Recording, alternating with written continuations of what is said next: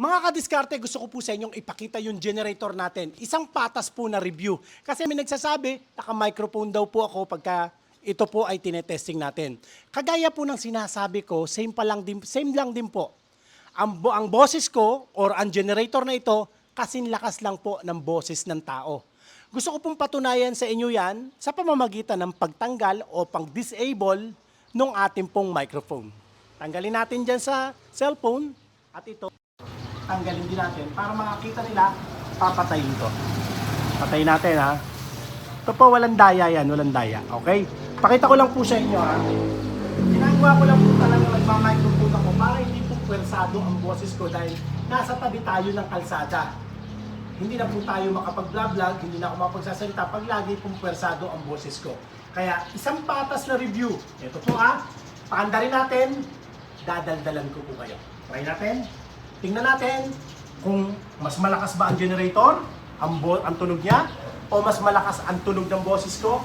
Pero gaya ng sinasabi ko sa inyo, para lang nagsasalitang tao yan. So, ang tunog, patas lang po sila.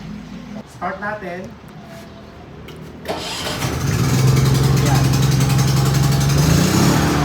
Magsasalita po ako sa inyo ngayon. Katabi ko po yung generator. Tingnan niyo po yung boses ko, tsaka yung tunog ng generator. Kung natitinig niyo po yung boses ko, hindi po ako sumisigaw. Ayan o, normal na pagsasalita ko lang po yan. Tapos, umaandar yung generator. Magkakaroon po kayo ng idea kung gano'n lang po kahina o gano'n kalakas ang tunog ng generator na ito. Sa ibang mga ordinaryong generator, hindi nyo maririnig ang boses ng tao. Okay? Importante po kasi mga kadiskarte na ang mabibili po natin generator ay tahimik. Kasi kung sakaling wala po kuryente, tapos tabi-tabi po ang bahay, tiyak na tiyak marireklamo po tayo ng ating kapitbahay dahil maingay yung generator natin. Hindi nyo rin po siya magagamit.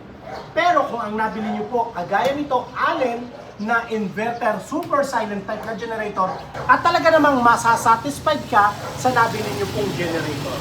Kagaya nga, nasa tabi po ng kalsada, mas maingay pa po yung motor na dumadaan. Maraming salamat po sa inyong mga kadiskarte.